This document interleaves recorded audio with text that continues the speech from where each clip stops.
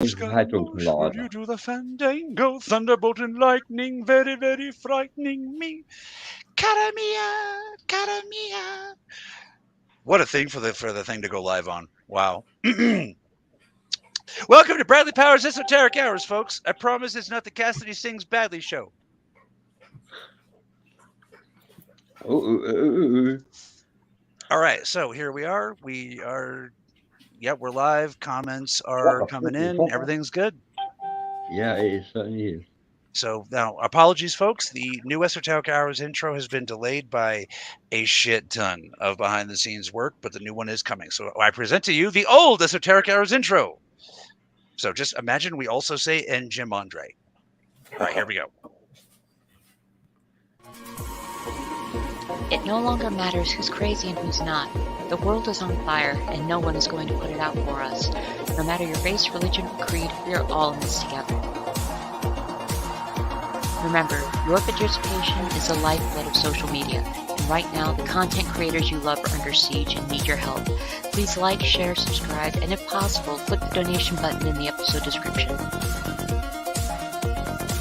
Now welcome to the Bradley Powers Esoteric Hours. It is my honor to present your host, Mr. Bradley Powers. And Jim Andre. Whoop! Hey, whoa, Bob. No, what's that? Yay! We are in the house. Esoteric Hours. Bradley Powers. Esoteric Hours is back for a new season with my legendary, iconic co-host Cassidy Lightwing and Jim Andre. Jim Andre, a quantum healer, alien abductee, and Cassidy Lightwing, a cosmopolitan, metropolitan. Cassidy's Cassidy. Let's just leave it at Cassidy's Cassidy. Hey, everybody. Oh, man, we have a really good show planned for you guys tonight. Now, a lot of you who keep on the cutting edge of the tech and the UFO situation and disclosure in general, you're going to already be queued up.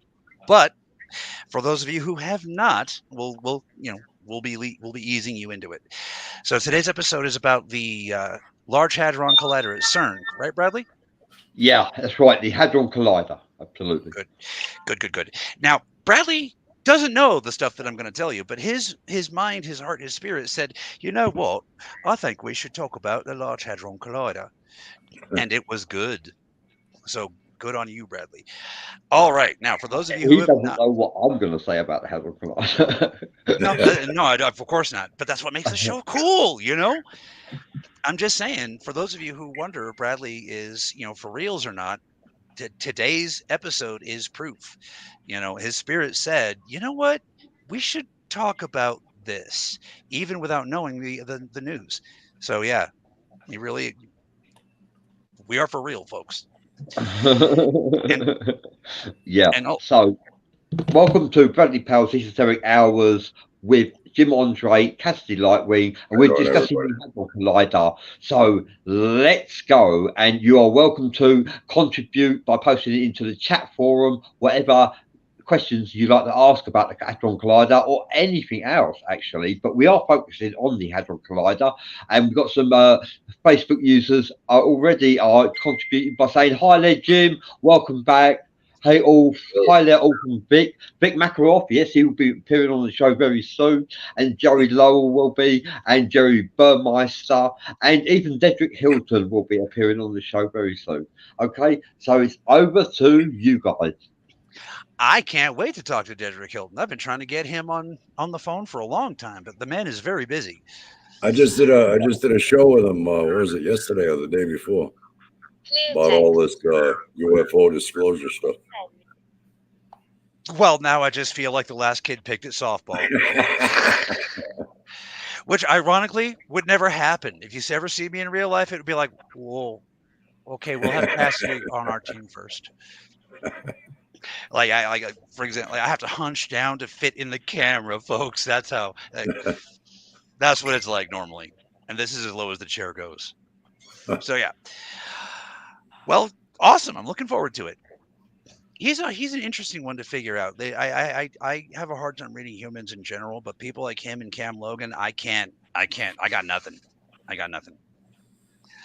So yeah, the Large Hadron Collider at CERN. So first off, we are going to be talking about quite a lot of conspiracy stuff. I'm going to sound like Brainy Smurf. I don't mean to. I'm trying to share my education. That does not mean that I'm the authority. All right, guys? So if I start sounding like all pompous, I apologize. I've been going to communication therapy, but don't tell the audience. So yeah, the Large Hadron Collider at CERN. Very first thing I want to say about the Large Hadron Collider is it is not the only Hadron Collider on Earth. There are several. I think there are 6, but yeah, but this is the largest and most powerful.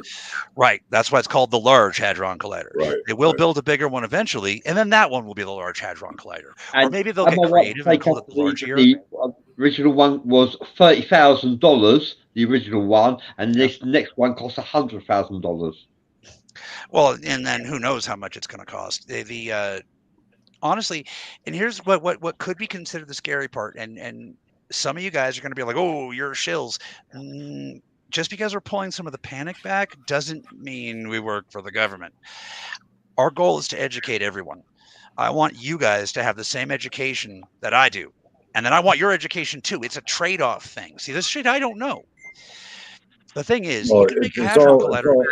It's all about information. What they do with it is their business, you know. Exactly. And if they don't believe anything we say, they can do their own research.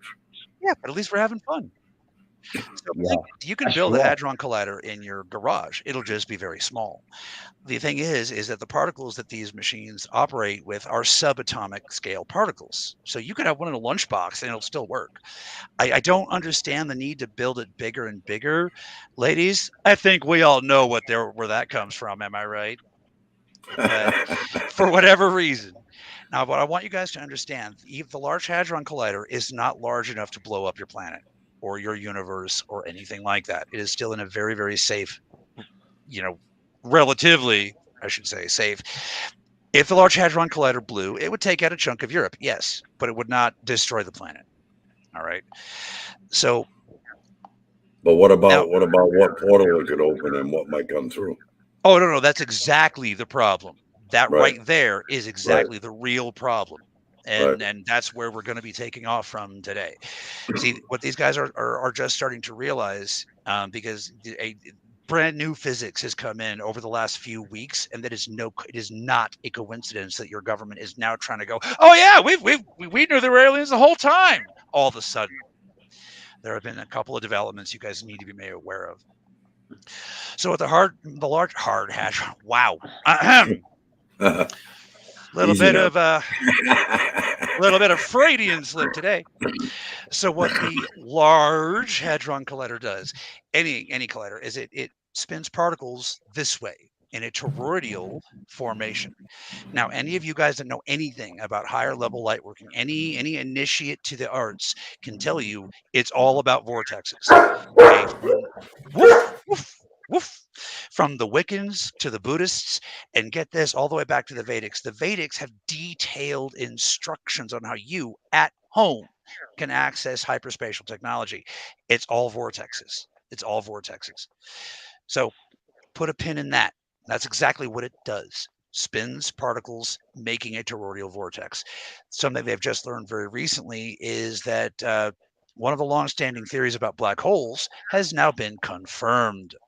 There's a certain kind of black hole which creates a Large Hadron Collider, but on a solar system scale, so that you could, in fact, they can actually see, in a way, through these things into another dimension. So, folks, yes, it has now been proven by science that the Hadron Collider is tapping into other dimensions. They're shitting their pants. Pardon my French. Yeah, and actually, with a solar portal or black hole, you could actually be sucked into another dimension. Yes, if you get close enough to it. Yeah. Any of you guys who are fans of Michio Kaku, you might have already heard him talking about it. If you haven't, I highly recommend you look it up. He has a really great way of breaking down science so that normal people can understand it. He built a collider in his garage. And people wonder why he's one of my heroes. But I always get his name right. How weird is that? Like, for me? Very, very, very weird. Yeah, I think it's because Michio Kaku doesn't sound like anything else, you know. And then, like with Mr. Wilcock, I associate him as being Edgar Casey. My spirit, like I see Edgar Casey in him, so that's what my brain wants to say. Yes, But yeah, because Brian Cox is a professor, an English professor, and he says the Hadron Collider proves that ghosts and spiritual entities do not exist. That's from Professor Brian Cox, who's an English professor. Well, with a he's theory like misrepresenting. that, with a theory like that, it makes me wonder how he became a professor. Actually, the explanation is exactly how he became a professor. What they're doing with that is exactly what they do very frequently, which is, oh, it's not a ghost. It's a class 5 ectoplasmic entity. Therefore, ghosts aren't real. Scientists shift the goalpost all the damn time. Give you a great example. Everybody's heard this, right? Crap. No, I can't remember how it goes. Newton. Everything has an equal and opposite reaction. That's not true. That's not true at all. But they want to maintain the level of control that the Illuminati, the real Illuminati, has maintained for a long time. So they just keep adjusting Newton's rule, around, instead of just admitting that Newton was wrong. And now they're doing the same thing with Einstein. Here's which brings us back to the CERN collider, because a couple of years ago, some of you might have remember the story. They breached the speed of light at CERN a few years ago. They literally breached the speed of light. Then they tried to cover up for it when the whole world started to light up with the possibility of what could be. Then they say, whoa, we didn't go faster than the speed of light. We slowed the speed of light down. Same fucking thing. It still proves that FTL travel is possible within a gravity well. It proves that Einstein was overwhelmingly correct, except for a few subtle issues. But see, they're not interested in enlightenment anymore, folks. They want control. You know? That's what it's all about. So when Valiant Thor came to your planet, he was very direct, and so were the other emissaries that were sent to the other world powers, including Russia, which is why Putin, to this day, respects starseeds. And we can go into that in another episode. There's a list of starseeds in Russia that Putin will not touch, no matter how harshly they speak out against him. But, which, as you guys probably know, that normally doesn't happen. Normally, Putin finds a way to kill yourself. So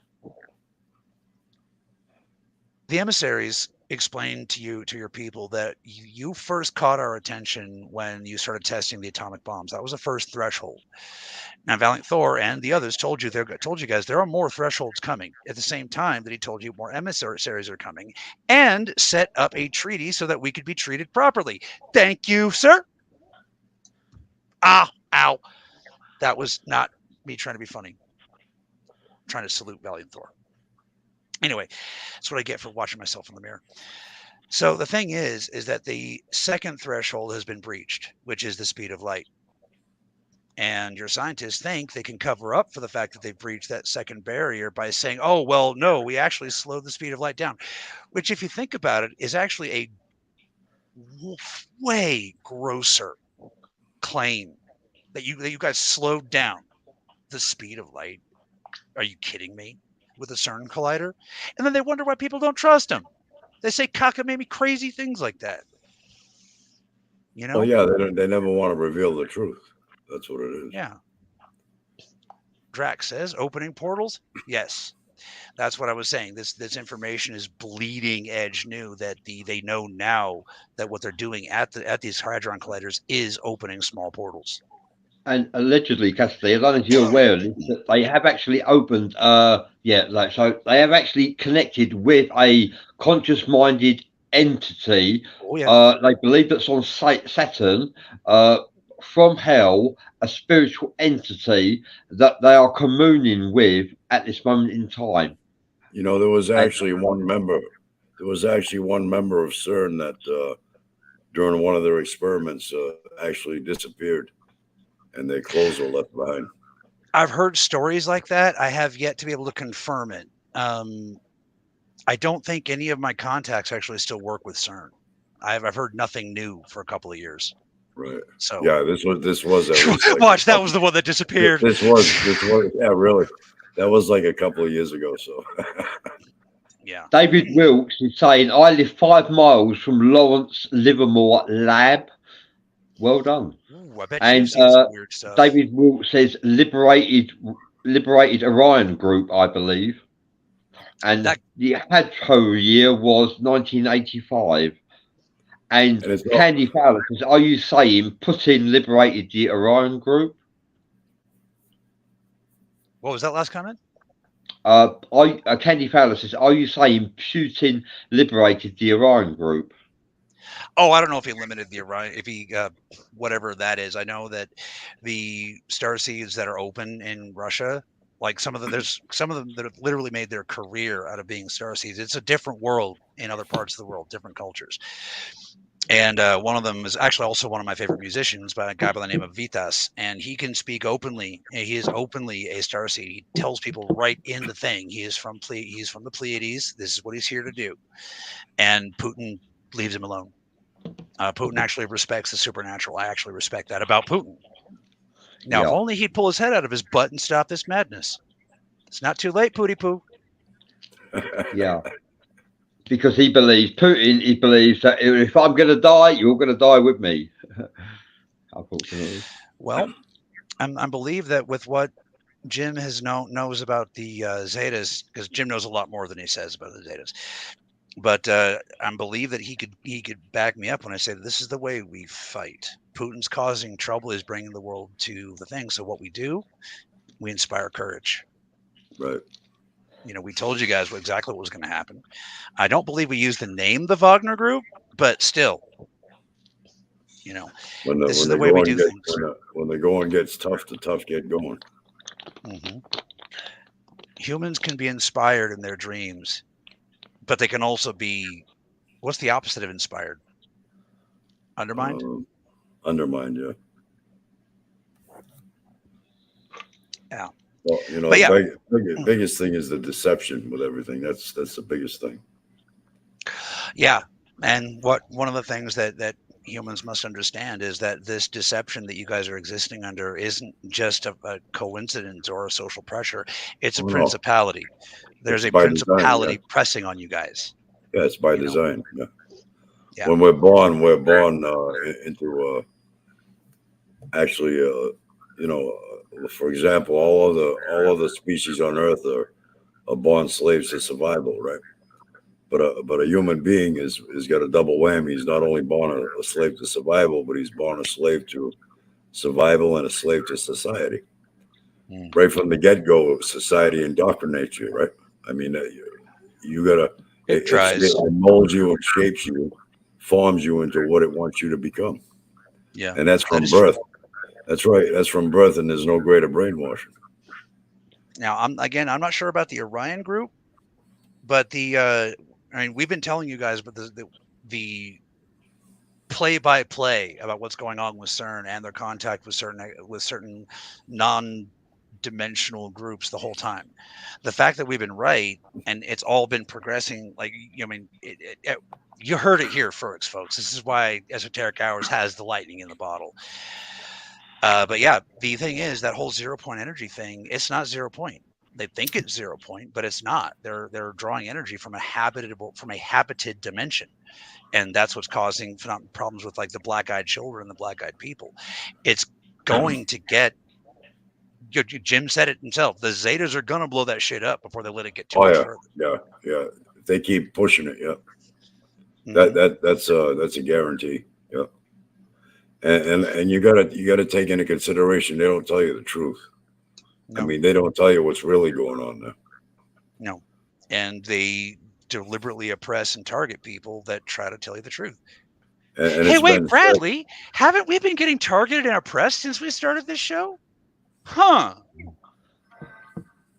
Yeah, EsotericHours has actually faced a lot of hate, unfortunately, from other shows that have actually were original in our ideal presentation, and like there are people that they're jealous of us, and I don't understand why, to be honest with you. But we can tell you with truth, people have died to bring information to us to give to you guys. Oh yeah, Kevin Common, brother, rest your soul. Yeah, you know. There's been quite a few, actually. Yeah. Just you my know, broken brain, Kevin's the only one I can remember. Yeah, it's also been said that when you hear them like trumpets playing or the droning sounds around the world, that they were being heard when the Hadron Collider was being experimented with. Yeah, and the thing is, direct normal physics can explain that. Right. Right. So yeah, they're lying to you guys about what's going on there. However, it's not as dangerous as you think. It is provoking a serious conflict between them and certain non-terrestrial groups. But you must understand that you're not going to be judged by what these assholes are doing. Like the whole Federation, and I believe I can speak for the Federation on this one. They know you guys are being poisoned. They know you're working with a broken set of tools. They know you're being jerked around. But they also know you don't need any of that to make trouble on your own. So it's like, what you want to do is the question. So yeah, so what the Hadron Collider does is it alters reality in subtle ways depending on what particles they're using. So they'll say, because they discovered an effect like what they were expecting if they had discovered the Higgs boson, now they'll say, oh, this other crap doesn't exist because Higgs boson. But folks, I'm going to tell you a story. During the Victorian period, they found a skeleton, and this skeleton proved that not only was the first human on Earth white, but the first human on Earth was English. They called this man the Piltdown Man, and for 75 years, this went completely unchallenged until a kid decided he was going to do his master's thesis on the Piltdown Man and examined it and found out it was an orangutan skeleton. Yeah. You got to separate science from the scientists.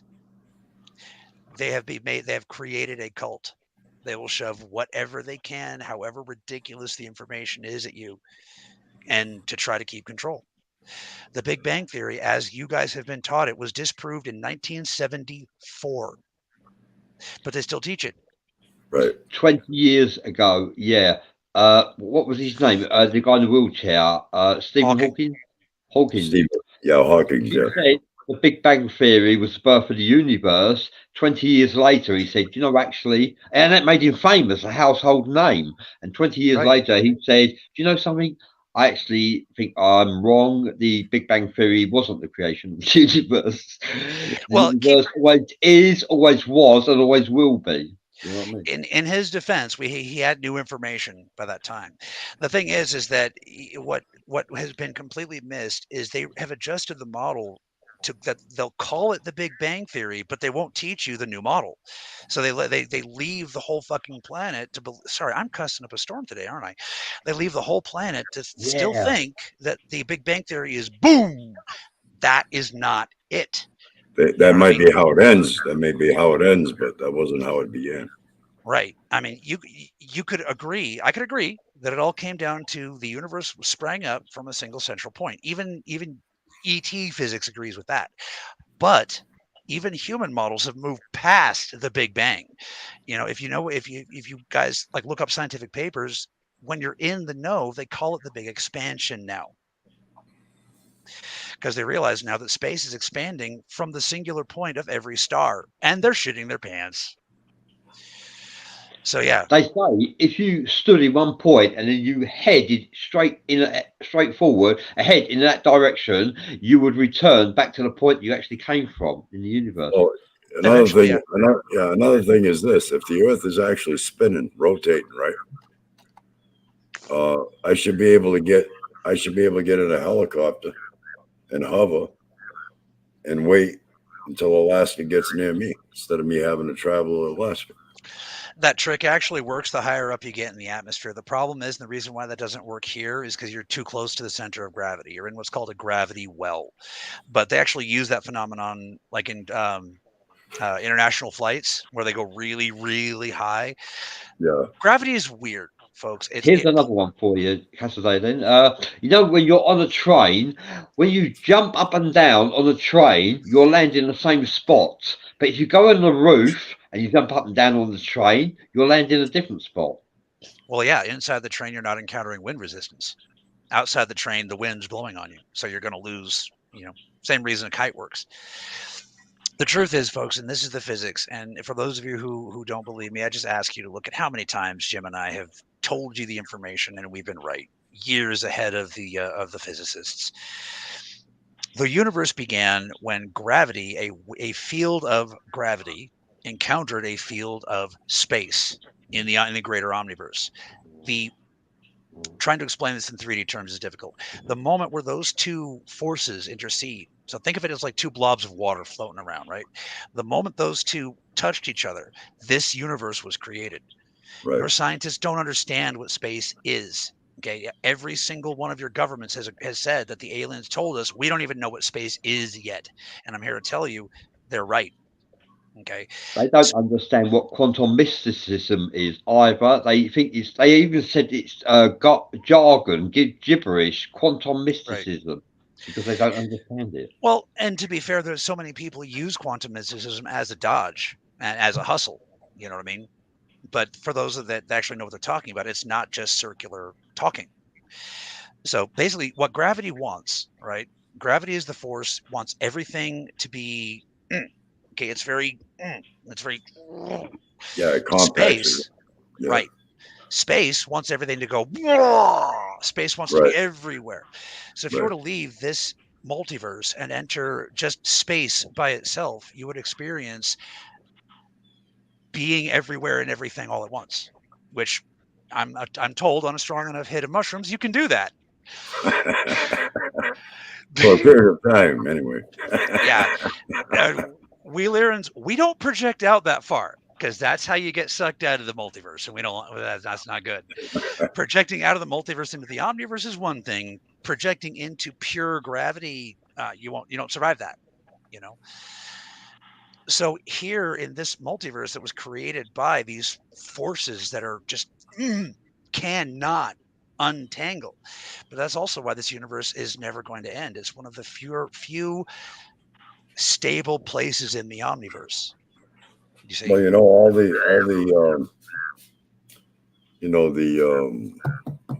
I'm drawing a blank now. All the black holes, they're based on energy, and that energy is gravity itself. A lot of them, yeah. A lot of it, yeah. But the other energy, again, there are so many kinds of energies in the universe. It's just. Oh yeah, I mean, there's different frequencies. Yeah, the cosmos you're on about. Yeah. Yeah. The greater cosmos is an awesome thing.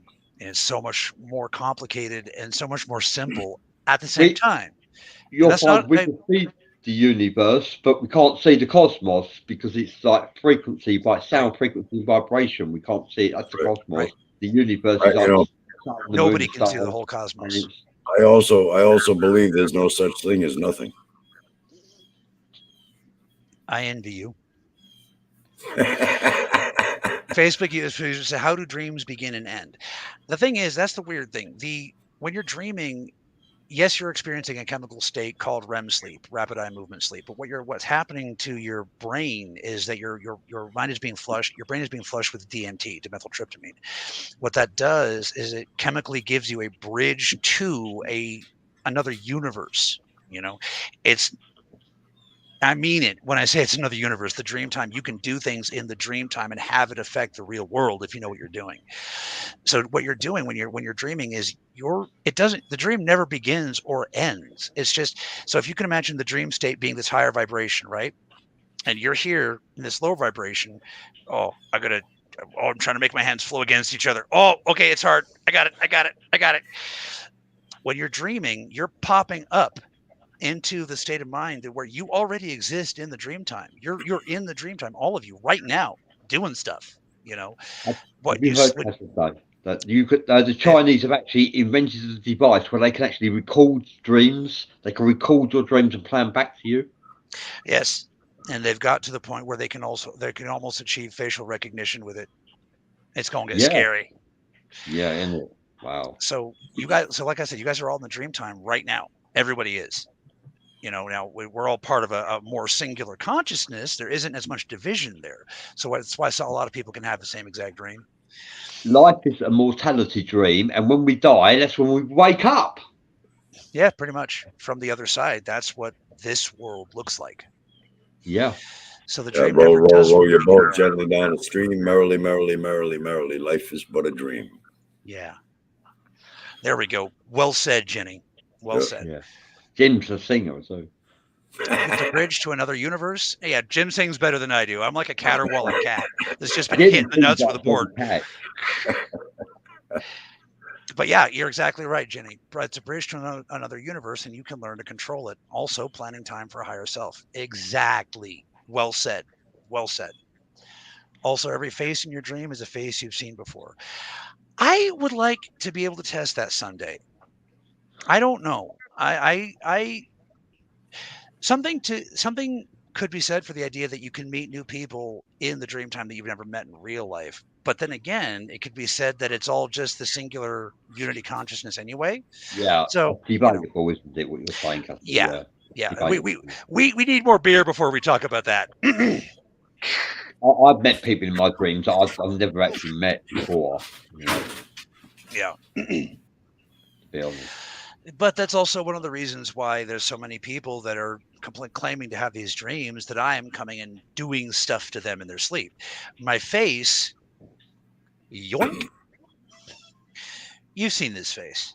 You've all seen this face.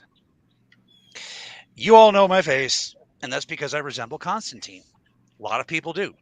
You know, that's also why there's the rumors that I'm trying to pretend I'm Jesus, which is why I always say I'm not Jesus. Because so many people say I claim to be Jesus just because I have an unfortunate genetic configuration that happens to look like Constantine. But out there, I'm female. He's not Jesus. No, I come back for that. He's not Jesus. Yeah, Jim, is he Jesus? He's not Jesus. Jim's met some Jesus. No, I am neither. Jim interviewed Jesus recently. Ideally, we're all Jesus from time to time. That's the whole point of the Christ consciousness movement. But like the actual dude. The thing is, the face that people associate is Constantine's face. That was a deliberate political action at the Council of Nicaea, roughly 300 AD. So, but the point is, though, this is not my bod. This is not who I am. You know, I like that.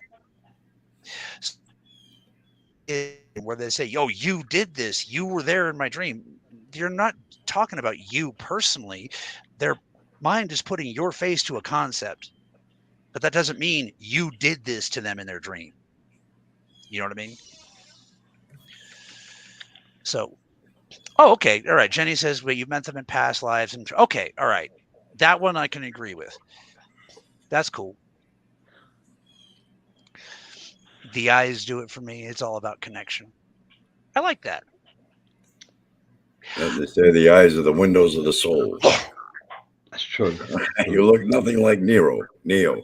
I'm taking that one and running with it. Neo is the anagram of one.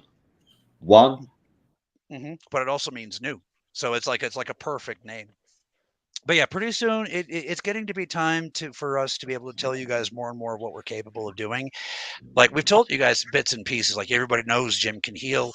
I'll vouch for that till the day I die. He has personally put a spiritual hand on my belly and said no to the pain. Jim is a quantum healer. There's no doubt about it. I've spoken to many people that Jim has actually healed from cancer, which cannot be healed. Well, cancer is healable, and Jim also can heal cancer as well. You just met a new new client I'm working with, right, Bradley? Yeah, I have. Yeah, thank you, Jim. See, I miss it. He said I look nothing like Neo. Yeah, damn. I was all happy for a second. See, and that proves I'm not Jesus. Jesus wouldn't screw up like that. Jesus wouldn't make dumb Cassidy mistakes. Well, Gary Miles says the singer Neo. LOL. I took that completely the wrong direction. I'm sorry. But what I said still stands. It's getting to that point. Now the lines of the battle lines are being drawn in this spiritual war. But yeah, so that's where you'll get, psychics seeing very valid visions of the future, but they're not seeing the right faces. They don't know who's going to do the thing, so that their mind grabs a face that they can kind of associate, you know? So when people have been having nightmare about Constantine's face for almost 2,000 years. Gee, I wonder if it has anything to do with the horrible shit the Christian church has done with that face looking at them, you know?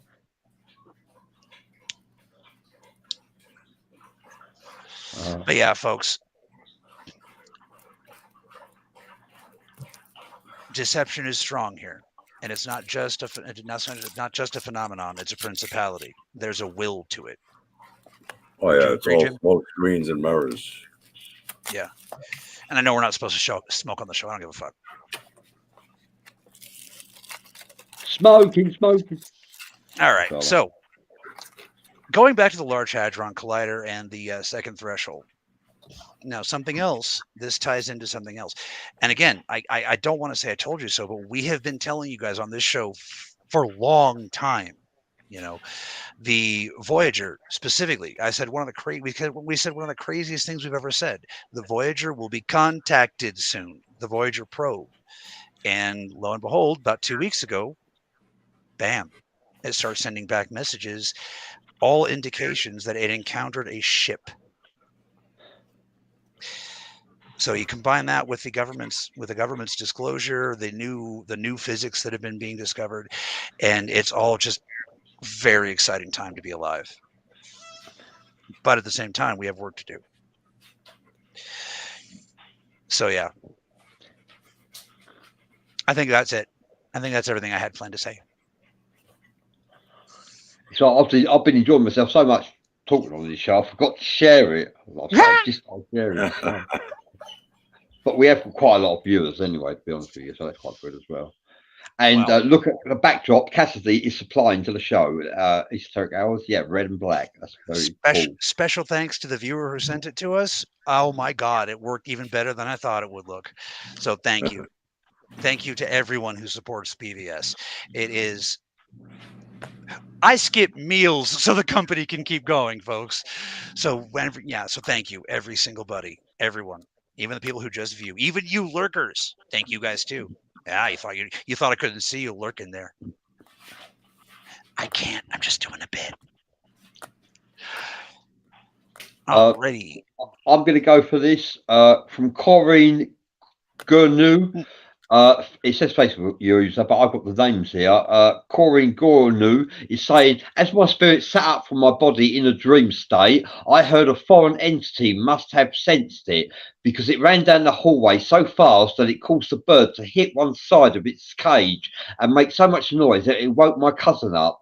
That in turn woke me up. But the whole experience caused me to believe that time doesn't exist because while it was running down the hallway, I was screaming to wake up my cousin. Thank you for sharing that, Corinne.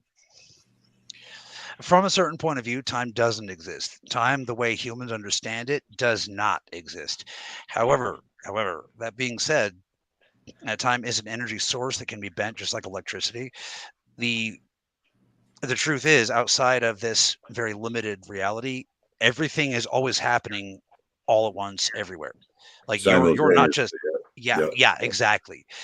All what's happening is your consciousness is moving through this time-space medium, and it's following your consciousness is basically following a progression of linear events, just to make it easier, because it's hard to survive in 3D space with too many energetic perceptions, as any light worker out there can attest.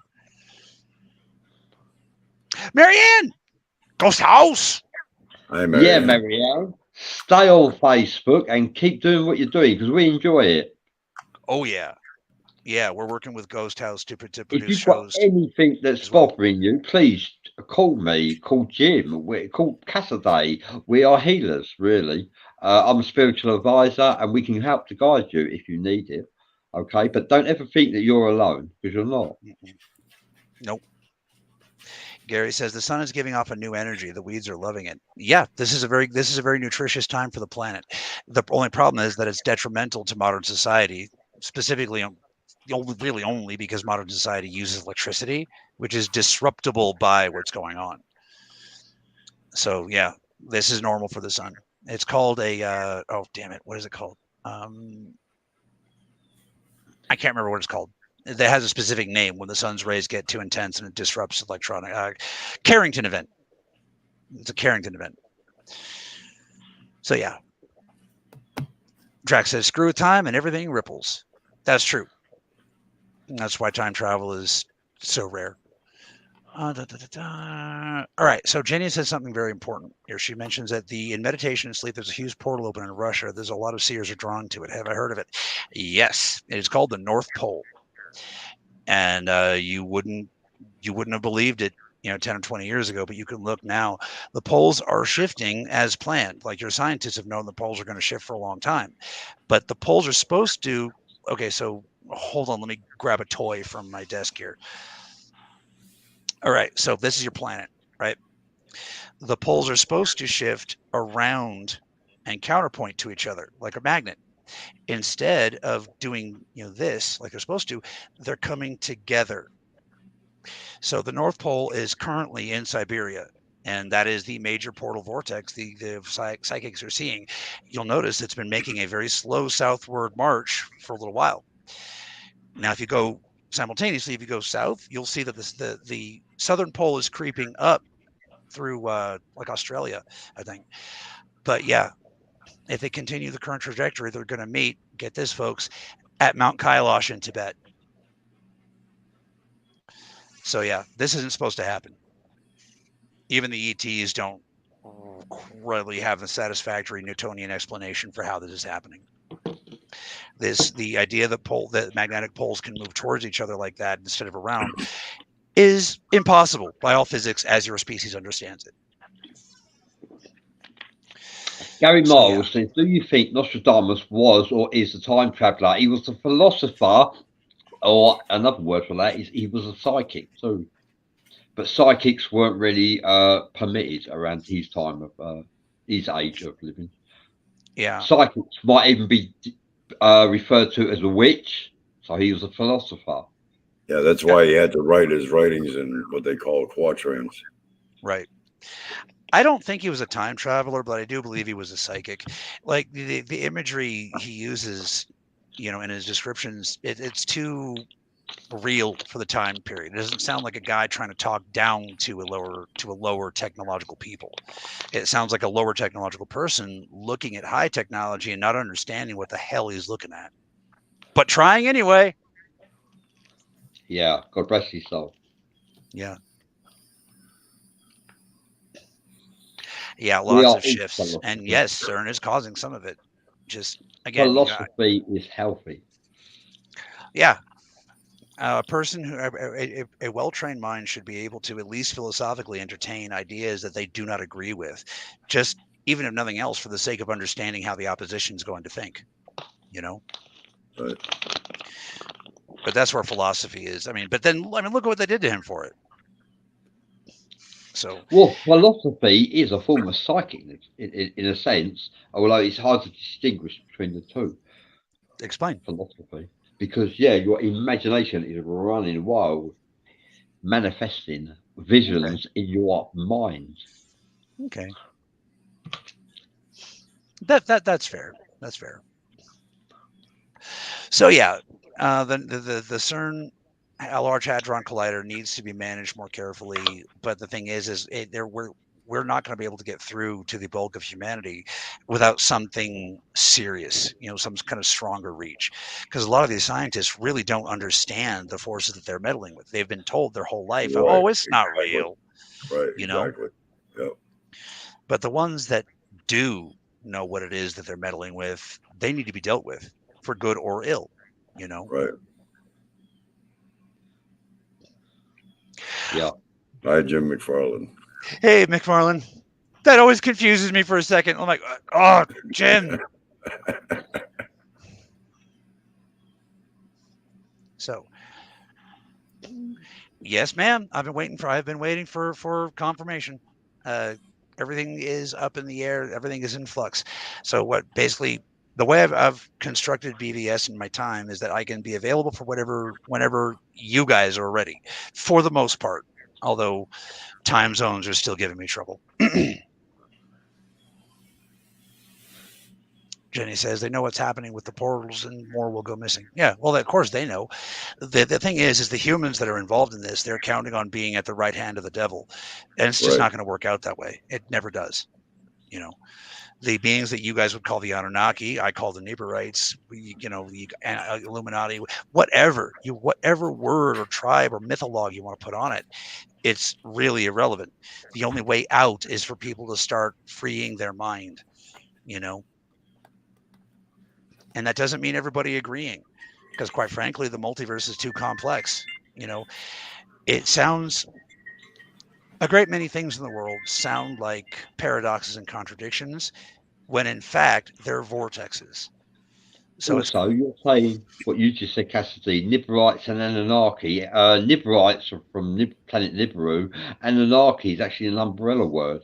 Yes, that's true. But I was it's speaking. debatable who is under the umbrella of the Annunaki, but Annunaki is an umbrella word. Yeah. Right. I mean, the Lyrans have their records, but I don't even trust my own people's records at this point.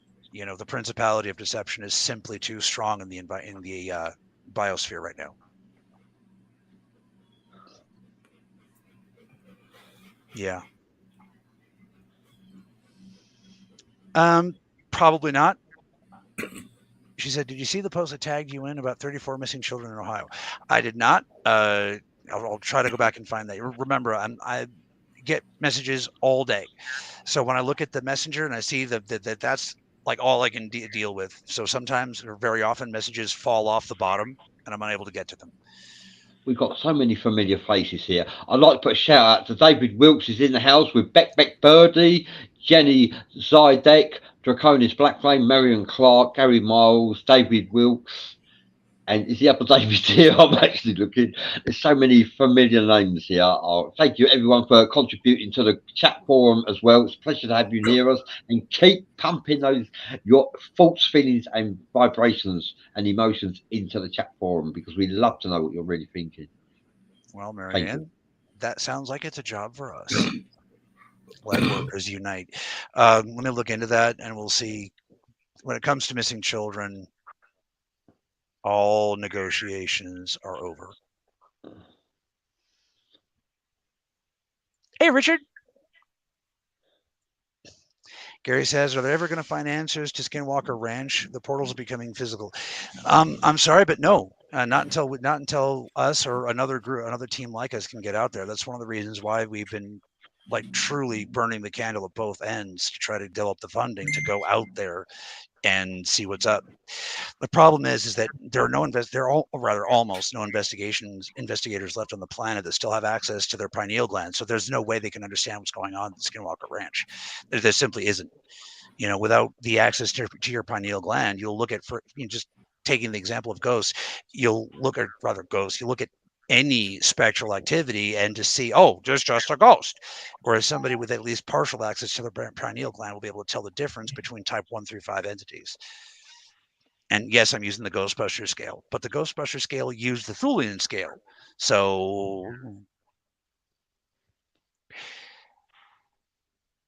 yeah, we're going to look into that. So yeah, we have very little time left to do what must be done to stop the next Carrington event. There's a number of things that have to happen, and the fact that CERN's screwing around has really cut our timetable in half. You know, bottom line is someone has to get to Giza. Someone has to get permission from the government, and it has to be done this way. The pyramid will not work properly if the proper workings are not done. The pyramid will not open up unless you have permission from the king of the land. And yes, you've actually got to know the combination realistically. Yeah, it must be done. It doesn't have to be me. I'm fairly certain any light worker could do this. But your intention, when you get into the black sarcophagus, it's not really a sarcophagus, but that's what they call it. When you get into that interface, your intention has to be pure. That's it. If you can get the pyramid to activate, it'll help you in whatever you want in life. I mean, look what it did for Napoleon Bonaparte. But Napoleon Bonaparte's intentions were pure. Not good, but pure. Yeah, wasn't it Napoleon Bonaparte who actually, blew the nose off the Sphinx? There's some controversy there. I don't know. That is one of the old stories, but I don't know. Yeah, because it But looked like a needle. Yeah. So essentially, at the moment of truth, let's assume that a light worker gets down there, gets the permissions, everything is proper, like it's all proper, and that light worker gets in the sarcophagus. It lights up like they say it lights up. We get it on video, the whole 9 yards, right? That light worker has a choice to make. Take this one opportunity to get whatever you want, anything, or spend your wish on humanity and get nothing. What you're saying, Cassidy, the polished black marble sarcophagus, I've actually seen it with my own eyes. I've been inside the pyramids. I've been blessed. I know. I'm so jealous. And yet, if you lay in the empty black sarcophagus and a ritual is performed, you will actually teleport to another place in time. Allegedly. That's what they say. And basically mentally you'll go away, you'll come back. Napoleon wrote a little bit about his experiences. Most people in history that have gotten the pyramid to light up are just quiet about it. So who knows? But what we do know is from the old Egyptian magic, which I'm very good at. So basically, whoever sleeps in that at that moment of truth, you have to give up everything. Yeah. Is that your one wish? And most people can't do it. Hell, I don't even know if I could do it. Cass, why are there suddenly cat girls and anime everywhere? It's like, I don't even know if my wish would be pure, but somebody's got to do it or we're all screwed. But once I'm assuming you would have to be humble in order to be successful at it. Right? Nope. No, humble in what transpired. In other words, not talk about it. What it is you have to be humble. In other words, not reveal it fully. Maybe I don't know about that. One of the examples in the old to help to teach future generations about how this works. They tell the tale. The lowest prostitute in all the lands, the lowest $2 prostitute in all the lands. Okay, this demon came and started just destroying everything, destroying kingdoms. All the heroes went to slay the demon. They couldn't do it. Nobody could stop this thing. All the holy men, nothing. Nobody could stop this thing. Until finally the demon was wreaking havoc and it got to this prostitute's house and she was able to back it down, beat it down, and send it away. Why? Because it was her dharma to be a prostitute. It didn't matter who you were.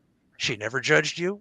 She took you in. She took care of you because that's what prostitutes are supposed to do. It's supposed to be a holy thing, not a naughty, sticky thing.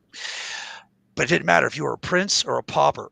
She took you in. She took care of you. She healed you and she sent you on your way a happy person.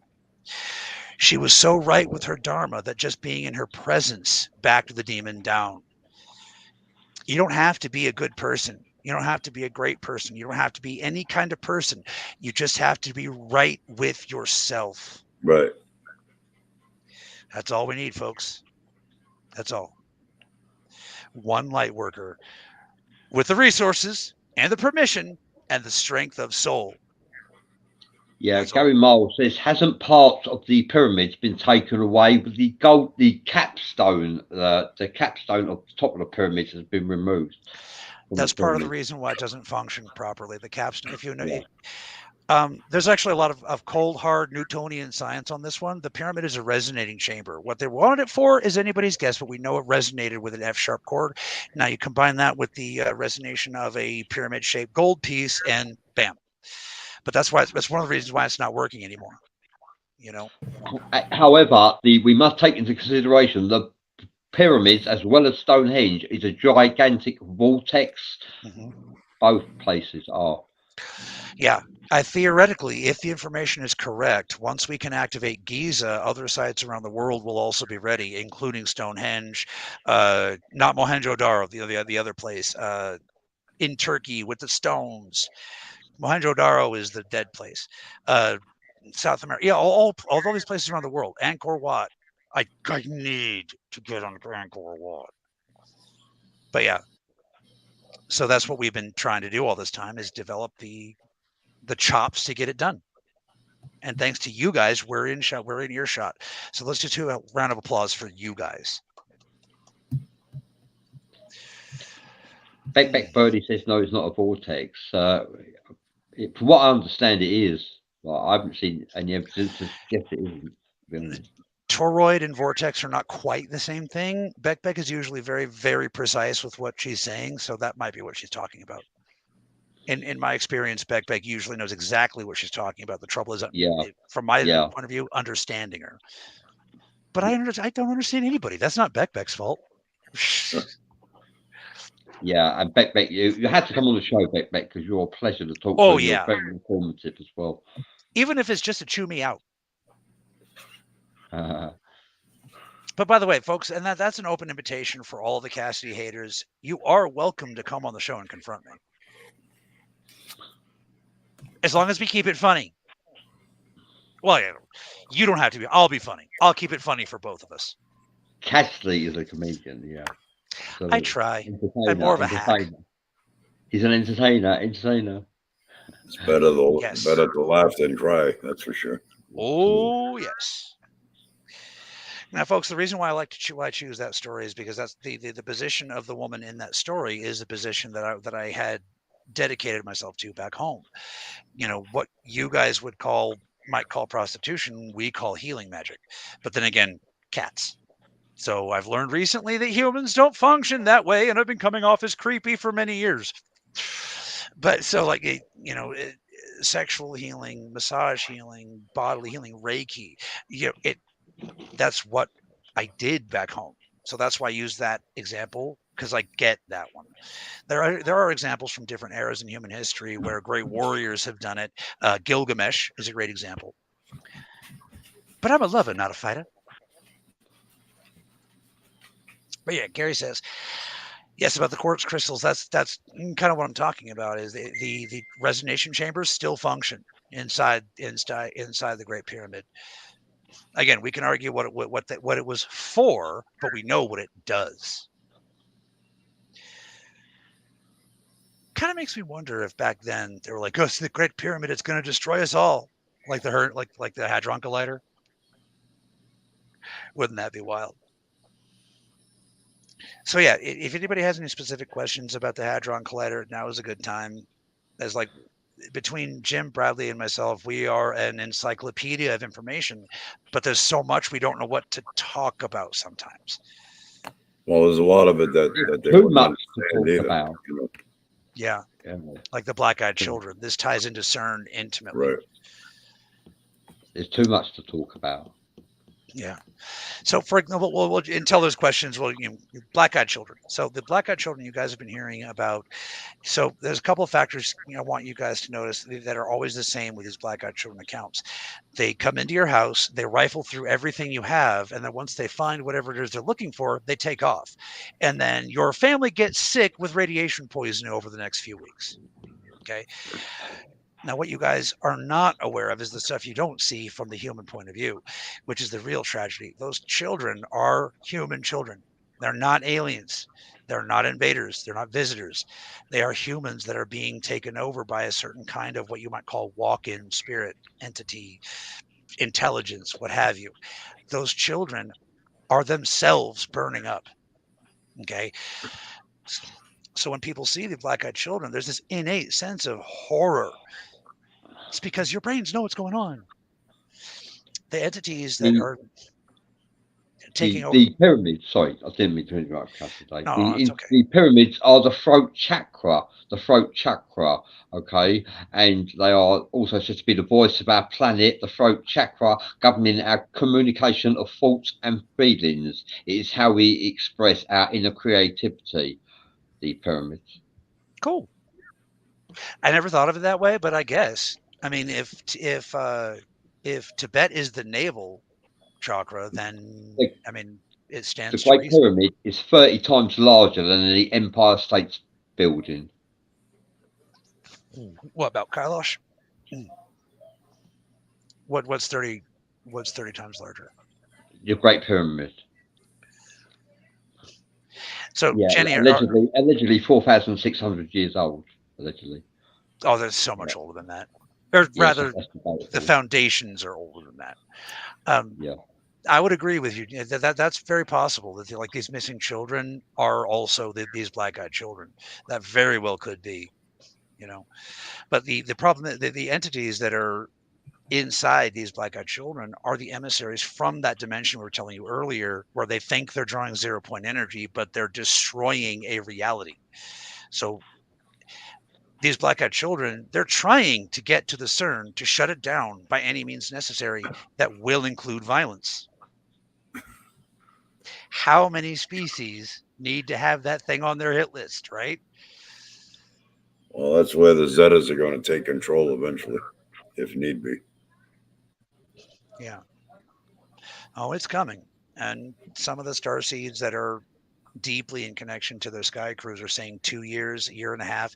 Either way, everybody seems to agree this is like a very close, the timeline is closing before we can. See, the thing is a lot of people, like for example, the philosophy at ESETI, for example, is that whatever's going to happen is going to happen, so we should just accept it. Okay, that's valid, but we're sapient since when? Okay, if that was the philosophy, I'm not ragging on ESETI, but there's an entire like semi-Buddhist Zen philosophy. Oh well, whatever happens happens. Then take off your clothes and go run around in forest and naked in the rain. If you're wearing clothing, then you do not buy this whatever happens is going to happen thing. It's an excuse to lay down and do nothing. Yeah, I never, ever, ever want to hear somebody say that to me again. I will tell them to their face, and I have. Then take your damn orange robes off, throw up that last meal full of nice hot food, go out into the forest and let whatever happen happen. But don't you sit here and tell me that my path is wrong because I want to avoid 100 million people dying from COVID. Sorry about that. That may have been a little personal. My point is that yes, the vibrational changes are happening. No one can stop it. But there does not need to be destruction, misery, and pain. That part's not written in stone until after it's happened, until it's happened. Right, Jim? That's correct.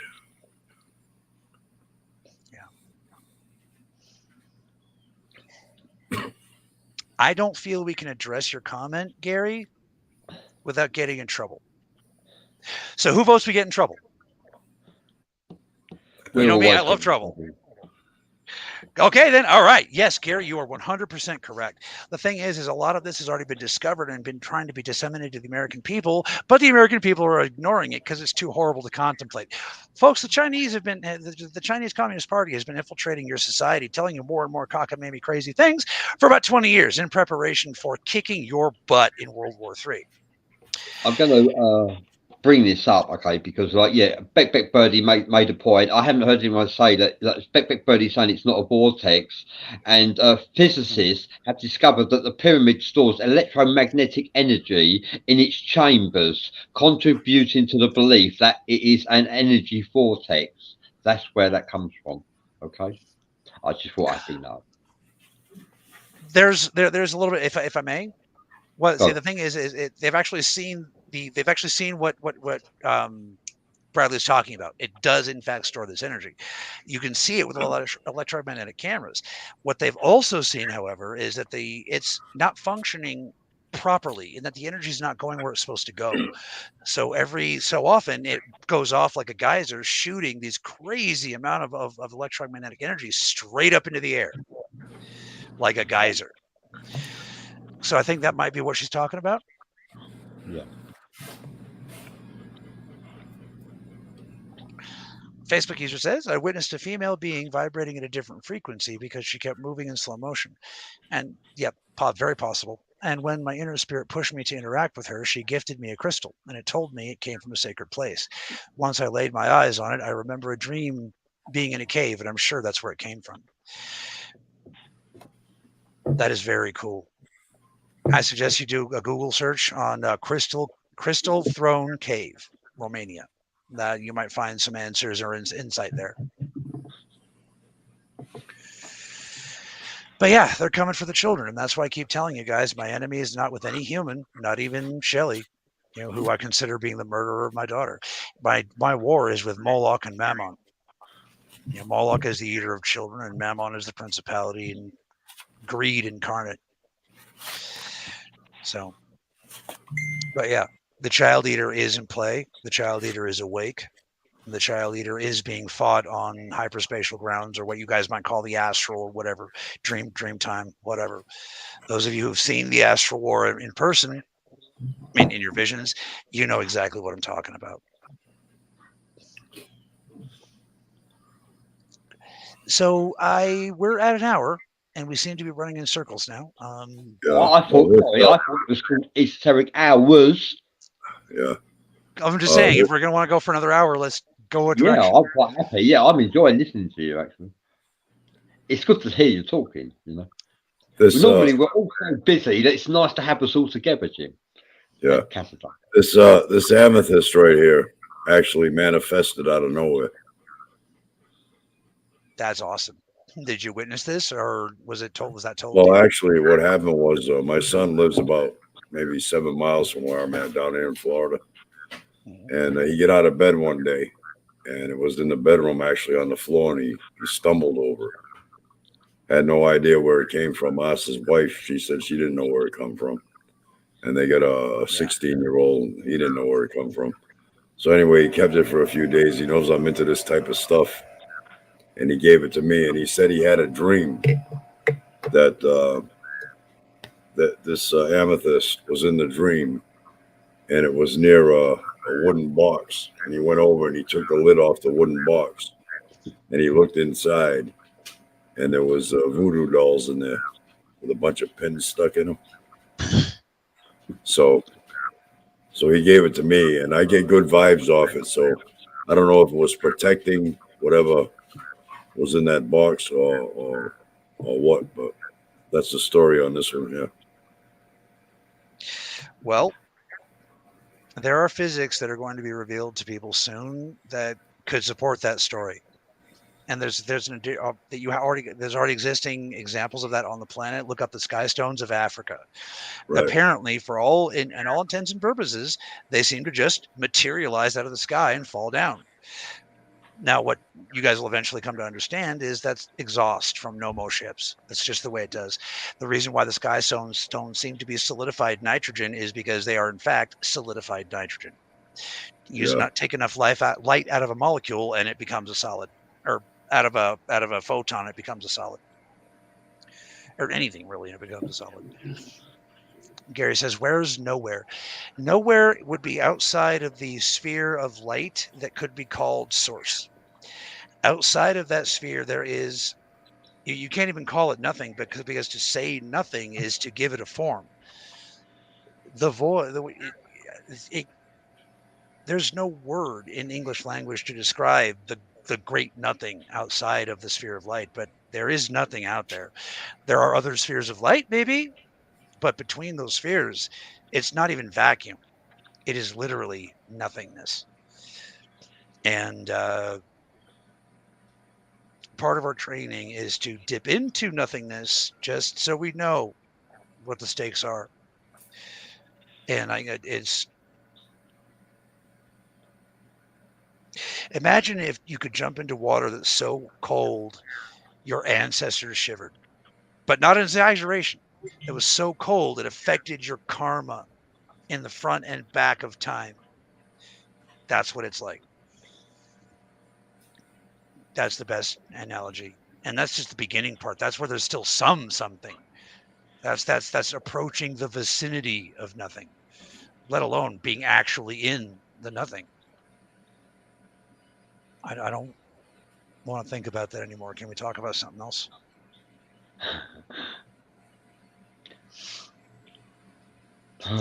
Voodoo's easy to beat. Voodoo's a very, very wimpy vibration.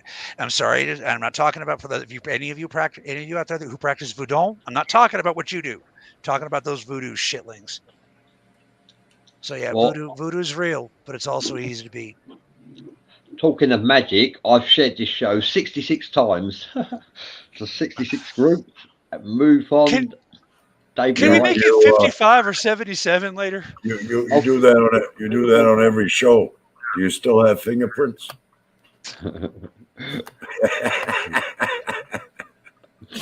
And we are rocking and rolling. Yes, we are. We're rock and rollers. That's what we really are.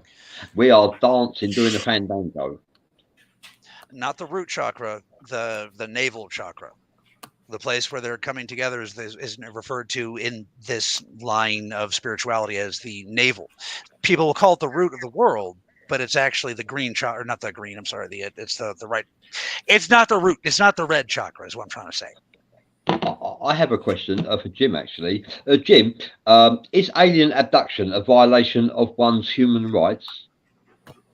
I don't believe so. Society itself is a violation of human rights. Yeah. Good point. Society as it works now, yeah. But we were just talking about this before the show. I mean, what you guys have right now is not an organized society. What you guys have right now is a fractured remnant of a broken society from 11,000 years ago. And that what you just put up was Donnie Lothridge says, "For we war not against flesh and blood, but powers and principalities in high places." I like you more and more, Donnie. Yeah, Donnie. We love Donnie, we do. Yes, the belly button chakra. But again, like I said, depending on the tradition you're looking from, some traditions would call it the belly button, some people would call it the root, but the color of Tibet is ascending link. Okay. All I'm seeing is Facebook user. Yeah, ascending link. That's all I see. That's all I see over here.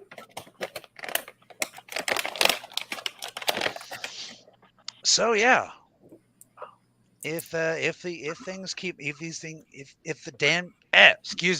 poles move like this, they'll meet in Tibet. There's some drift in the poles where they are exactly every year anyway, even when things are normal. That's why there's a difference between, you might have heard that some people sometimes they'll say axiomatic north or south, or they'll say magnetic north or south. Magnetic north isn't always on the axiomatic north. It usually kind of moves a little bit, It's just now it's like woo woo wee. Now, what would the results be if they met? I do not know. That's one of the reasons I think that a lot of the ETs are here is to observe what happens, because this is this shouldn't happen. Right. I would think it'd be a conflict of interest. Yeah. Right. Oh yeah. This whole thing. I mean, maybe that's the flashpoint.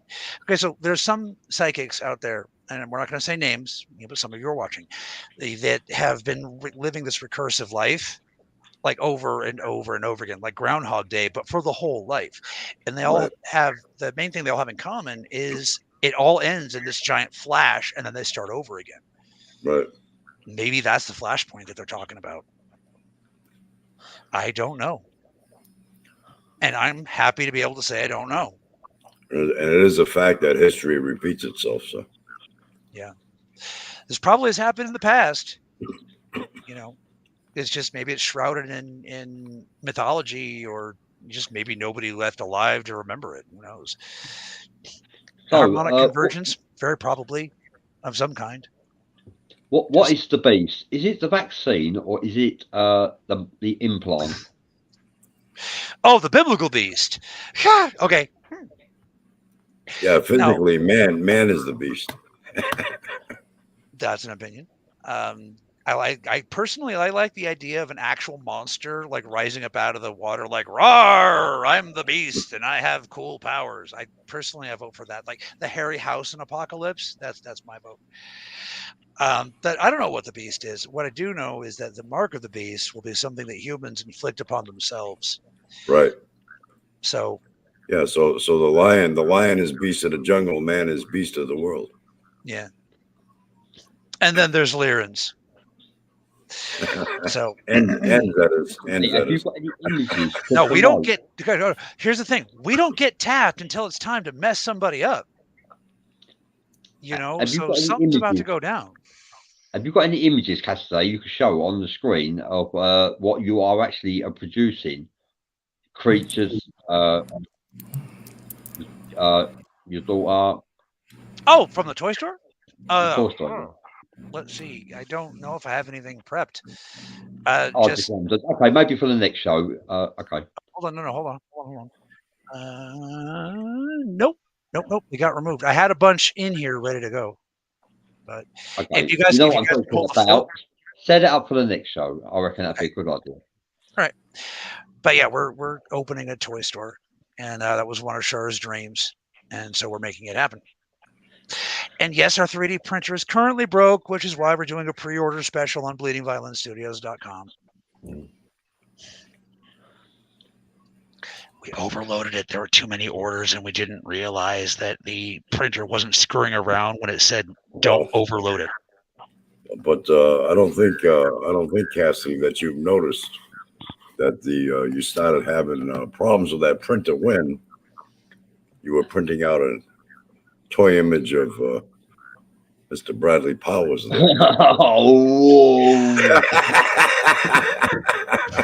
Yeah, there are Bradley Powers toys on the market at the moment. Yes, there really are, folks.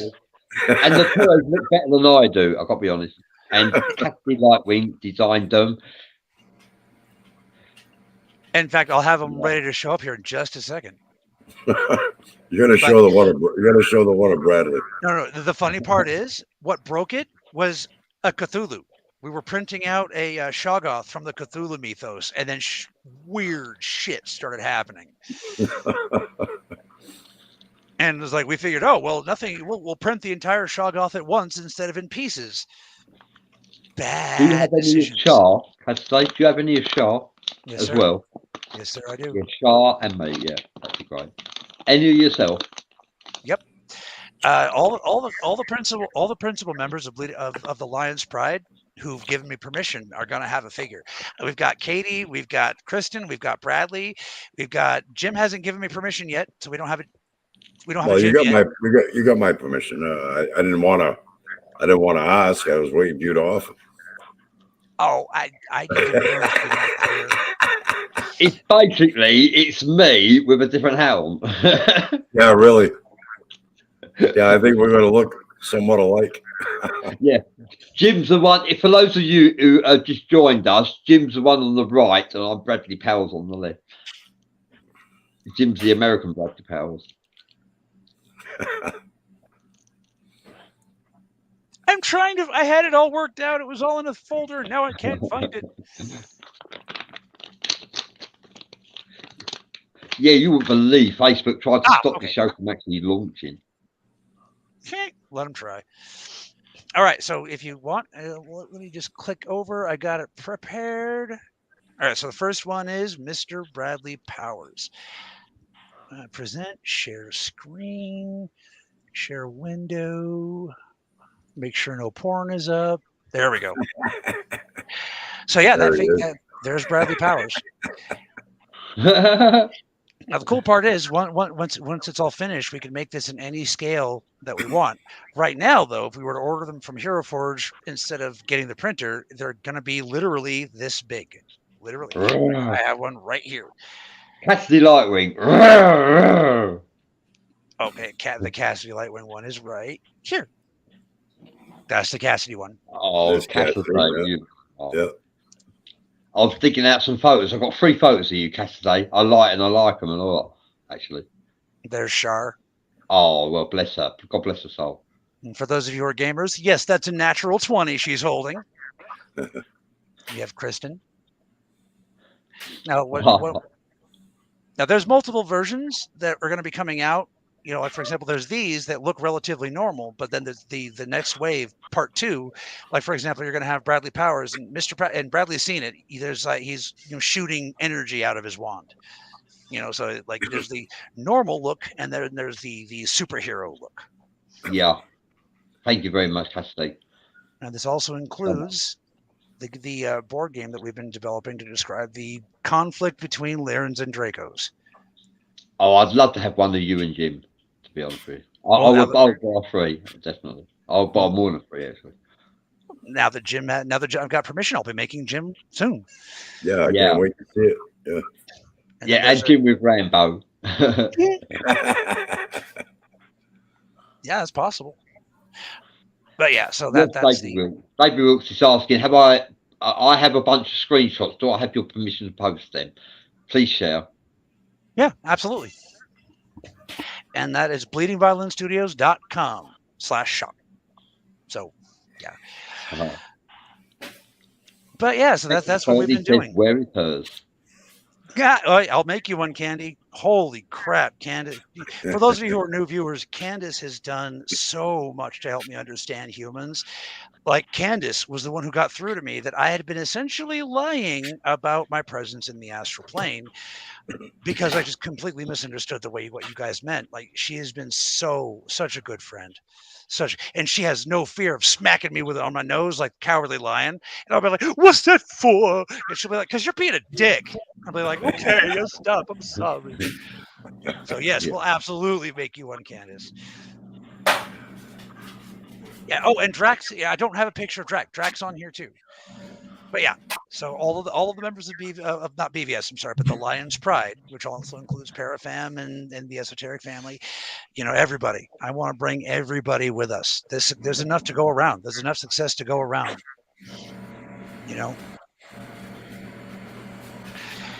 So let's see what else. So what are those going for, Cassidy? Once you get them out there? The initial run is a little expensive. I think they're $25 because again, that's because it's a promotional. Once I can actually mass produce them, the price is going to drop to $5 a piece. Right. But yeah, there's the initial run is up there right now. Wave 2 will be coming out very soon. What are they made of? Plastic or metal or what? But that actually depends. We can order them. We can order them in bronze. The small ones, we can actually get those printed in bronze if you want, but that's like an extra $150. So normally they're made of a really high quality, very durable and high detailed resin. Which resin. Yeah, that's good enough. Resin. Yeah. I can't tell. A lot of people that say like, "What brand?" I can't tell you. It's actually proprietary. Our guy here went through and mixed resins and chemicals and stuff until we came up with a proprietary like this. Nobody else has this mix of detail and strength, Right. Yeah. I would like one of you and one of Jim, and then that way I can do my own rehearsals at home, without you. I think I know what he wants to really do with them, Cassidy. I didn't hear that. I am innocent and virginal. I don't know what you're talking about. I'm a liar, apparently. But yeah, there's a whole board game that goes with it. It's going to be released and everything. But if you don't turn up, I can put the camera on the avatar. But keep in mind, once the printer's up, we can print these guys all the way up to this large without threatening the printer. The trouble is Shoggoth was bigger, so Shoggoth broke the printer. Our Lady of Perpetual Silence here. That's actually a pretty good size right there. Oh, I agree. And then we can do even bigger if we break it down into parts. Right. Believe it or not, we actually have everything we need, and we're going to do this someday to make a life-size Jabba the Hutt in panels. But that's like a way down the road for a publicity stunt. Right. So you've heard of Toy Story. This is Toy Esoteric Story. Yeah, there we go. Toy Story. Yeah. Esoteric? And soon to be in your shops, the EsotericHours chessboard. Thank you, Jenna. Jenna's one of the people that kept me going and kicked my butt when I was ready to quit. So thank you, Jenna. And thank you to everybody else who kicked my butt too. I need my butt kicked. Yeah, thank you. And the secret benefit, and folks, by the way, don't ever worry about kicking my butt if I say something wrong, because what you're doing when you kick my butt, not only are you helping me be a better person, you're also proving I'm not a cult leader. Because you're not allowed to disagree with a cult leader or kick his butt. So don't feel bad. Let the butt kickings happen. Hey, can I get some more coffee? I keep forgetting that I'm out of coffee and keep trying to drink air.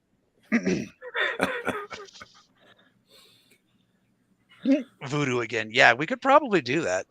See, the thing is, there are recipes of resin that actually help conduct bioetheric energies. That's the basis of orgon and the orgonite, And that is not that. but we can actually print in that quality of resin. So you can imagine what's coming. The printer that we have can actually, we can pour flakes of metal into it. So we can actually, believe this or not, print it in the orgonite in 3-dimensional shapes. One of the first things I'm going to do is show you guys a 3D printed orgonite Merkaba. I'm looking forward to it. Yeah, we keep each other honest when we're real. Exactly. You know? So yeah, thank you to everybody. And we promise we're always going to bring you the best information we can. And if we're wrong, we'll cop to it. We're just wrong distressingly little. Oh yeah, Candace, I am so looking forward to this. Whoa. No more large scale Shoggoths though. That in retrospect, that was dumb. It says right on the printer, not more than so many milliliters. Right. I got no excuse. But yeah, so a lot, very, very, very good things are coming. So how long is that going to take you to get it back up and running, Cassidy? Honestly, that just depends on how many orders come in versus.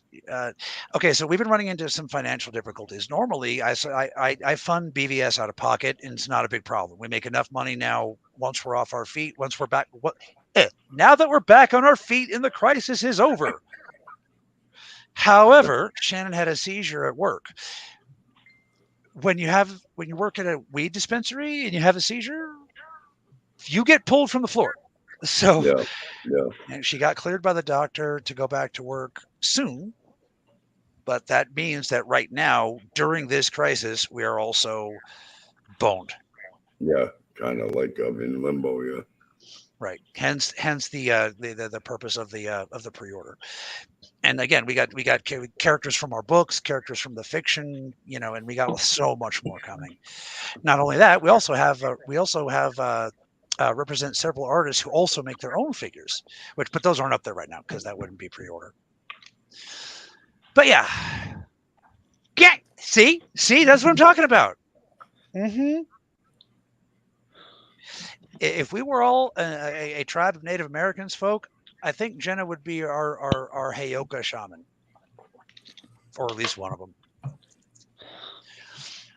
But yeah, so the CERN has now okay. Sorry, I got distracted. I want to make sure I get to this and leave you guys with this on as far as the CERN things. What the most exciting part about all this, and what I've been trying to get to, but we have had to get a thorough idea. CERN's call has been answered. Voyager 1 has been contacted. SETI is being contacted as we speak. I was having to research fresh bleeding edge information from my contacts right before the show. It is happening, folks. It's not a coincidence that the U.S. government is like, oh yeah, we've known the whole time. It's not a coincidence at all. Now, is it any of your intel got anything to do with Saturn as far as the collider? I don't think the collider's got anything to do with Saturn, other than the collider is now allowing them to pick up what's being happening. The thing is your psychics have known about Saturn for a long time. There are tales going right up to the modern era of New Age about what the entity at Saturn is capable of. Right. You guys there was a really cool prank that was going on for a while that talks about it. It was this guy that was pressing into like the street, these like plastic signs, like melting them into the street. And it would say, a Toynbee idea, resurrect the dead in the rings of Saturn. What that's referring to is a very, very old idea. You don't want to know what the Nazi Thulians went through to try to contact the Saturn entity. Some of the best and brightest in the metaphysical world throughout the modern age have believed that one of the fallen is imprisoned on Saturn. I don't know if it's a fallen entity. All I know is it's bad. Yeah. And one of the reasons why the Guardian, as the Russians call it, hides in the rings of Saturn is to keep you guys away from it. Right. It's partially there for your protection. Well, yeah, it's to keep it isolated, right? Yeah. Yeah. I don't know what it is. The rings of Saturn are actually artificial, believed to be manifested by extraterrestrials. They're not actually part of the planet. They're like a DVD, if you like, that picks up sound waves and sound frequency and vibration. Yeah. I could completely believe the idea that an artificial ET race like blew up a moon and then arranged it. That is very believable. The patterns of the rings, it's actually not one big ring, by the way. It's literally dozens and hundreds of smaller rings, and they make music together. So the idea that it was constructed by an extraterrestrial race, I could completely believe that. I just wasn't there for it. Yeah. I don't know. I know we're supposed to stay the hell away from Saturn. We're not supposed to go past Saturn. Yeah. So they say that the entity is from Saturn, from hell, that they believe that they've connected with. That could be. That's what's going around. There are dimensions that fit humans' perceptions of hell. The difference is, like, the only real difference is that the denizens and the entities that live there, that's their environment. It's not hell to them. You know what I mean? Yeah. So the idea that demons live there that torment people, well, yeah, but that's because you're a food source, not because, the fallen are a very, very specific classification of what you would say demon. That's why there's a whole different pronunciation or spelling when you're talking about an actual fallen versus just any old demon. And that's one. And I always get confused. One of them is you spell it D-E-M-O-N, and one is D-E-A-M-O-N.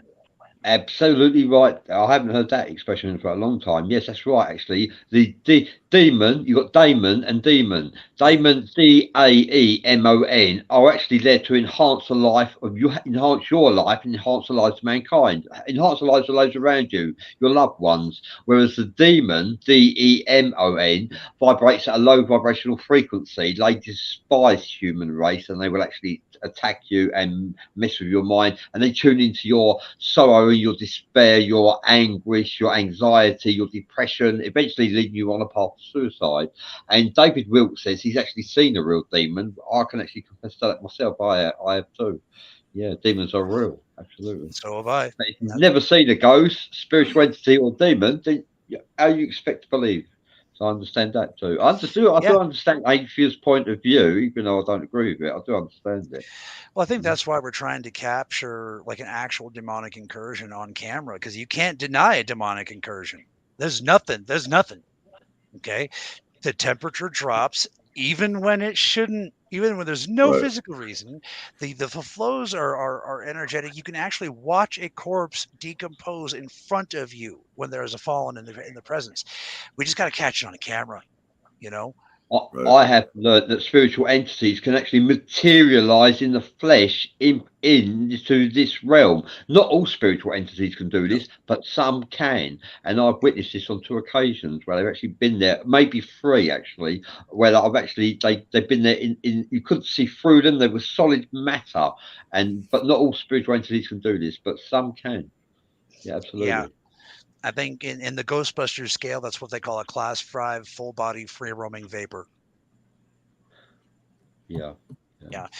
But that's part of what the world's been looking for as far as proof goes, and that's why those girls were able to pull off that prank with the paper fairies, in the Victorian period. Everybody wants proof, and even me. You know what I mean? So it's just what the world needs now is something that no one can slap on a lunchbox and patent, which is why I'm being so fierce about protecting mine and my daughter's DNA. Monsanto, I'd take a try to copyright visitor DNA. We're waiting for you. David Wilkes says he had to battle with his demon, and battle him in dreams and in the physical world. And he wrote him a letter, and he kept the letter in his wallet for 2 years. And after the letter fell apart, God told me that was good. And David Wilkes says he got chills from that. So yeah, and I believe you, David, because anything is possible in paranormal phenomena. And like many people, that's what we're all about, talking to people with paranormal phenomenal experiences, because they are real. And we recognize that. And Gary Miles says, what the world needs now is love, sweet love. Ooh, yeah, it's funny. Hug. Hey.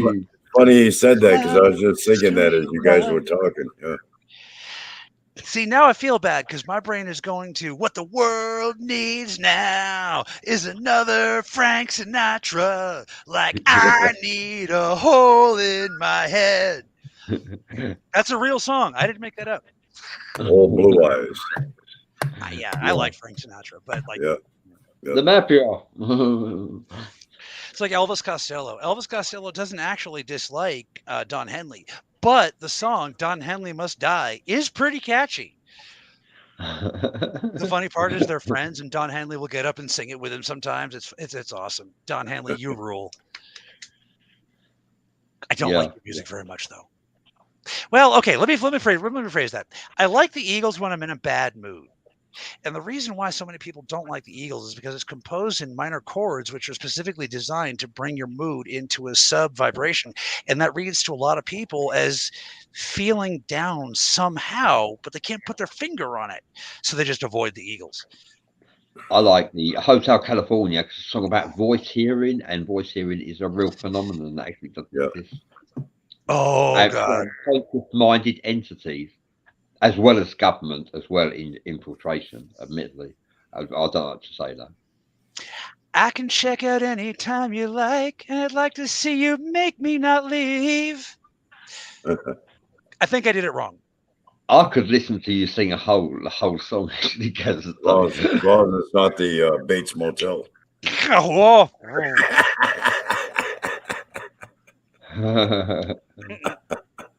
That guy scares me.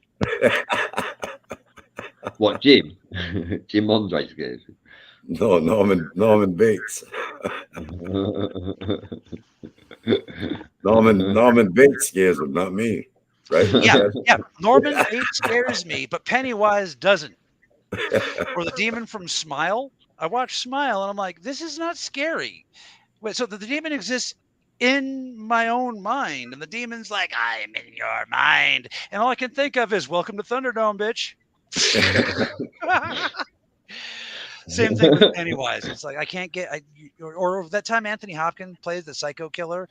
It's like I can't be afraid of the guy. I can escape by walking up the stairs. Norman Bates can follow my ass. Human psychos scare the shit out of me, where monsters don't. It's weird. Fondle your ass? Is that an American expression? Nope. Do not fondle my ass. It gets you bitten. Trust me.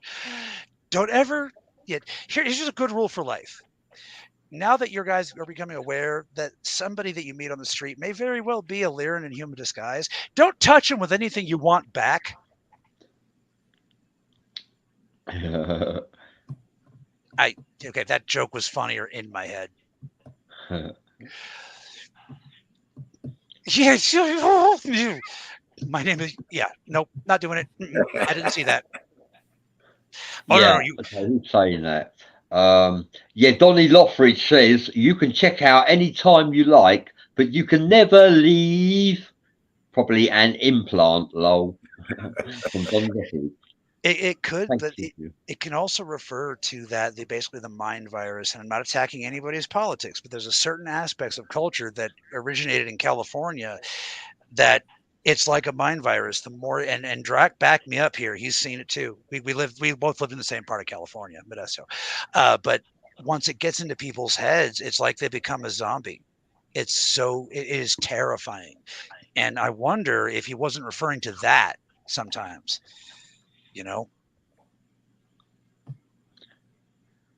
Still in Modesto. Yeah. There's a level of practicality in the valley that we lived in, but like the further south you get, the crazier people act in California. It's holla if you know what I'm talking about, folks.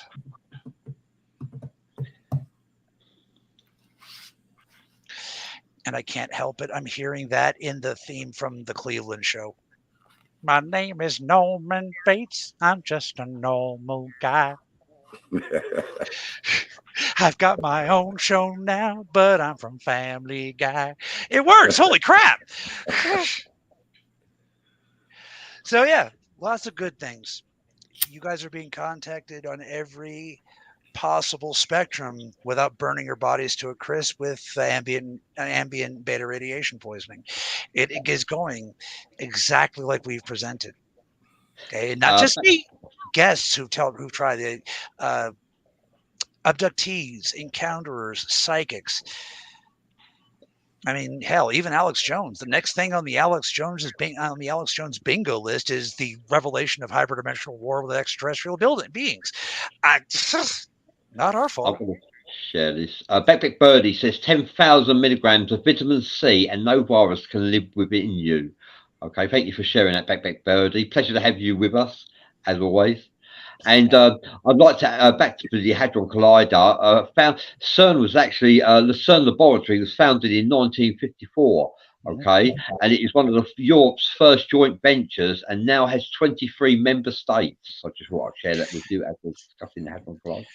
Yeah, that's why I listed them separate in the thing. People are associating CERN with the collider, and that's fair. But what I would like people to start remembering that CERN has been around since way before the Hadron Collider. That's just one of CERN's projects. A lot of the technology we're working on right now actually came from CERN. You know, just not the Hadron Collider. You know, they do good work. They also do sinister work.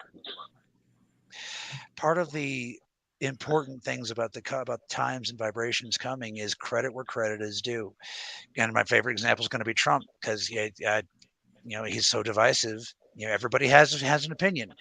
The thing is, can you look at the parts you're angry about, but also give him credits for the good things he did? Right. That's important. Well, one good thing about him is he stands his ground. He believes in himself. You know what I mean? Yeah. And I can admit that he has done good things, even though he is directly responsible for the latest incursion on my people's holy lands and putting my people in contact with the demon that rended my gut. So I have some angry with that man. Yes, he did some pretty cool stuff.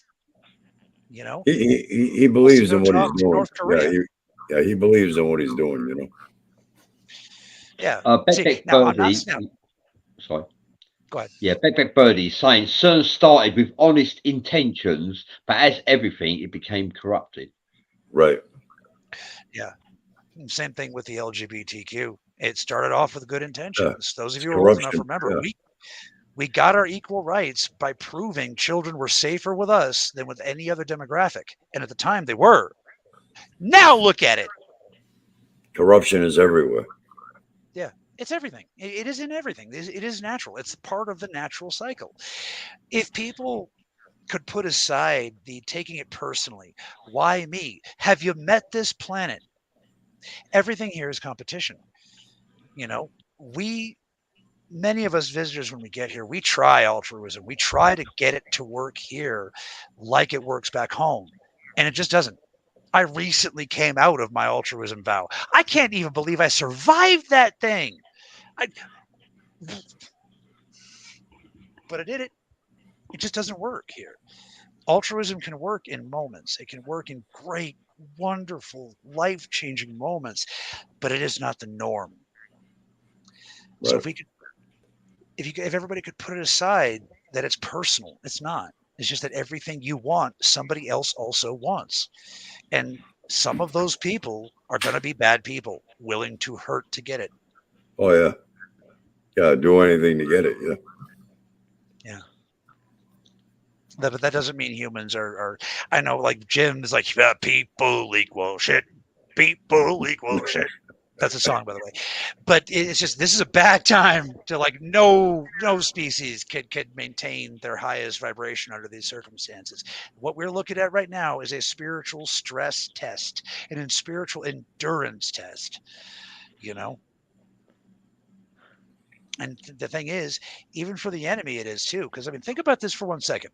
Think about those poor Dracos. Think about it.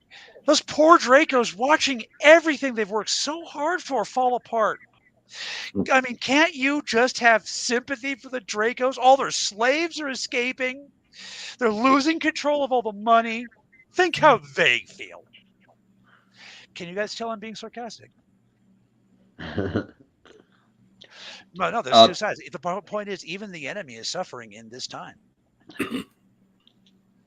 Yeah, Dedrick Hilton is saying, cut the cord of toxic people in the past. It causes quantum entanglement, blocks you from present healthy relationship. Just thought I'd share that words of wisdom with you from Dedrick Hilton, who will be on the show at some point.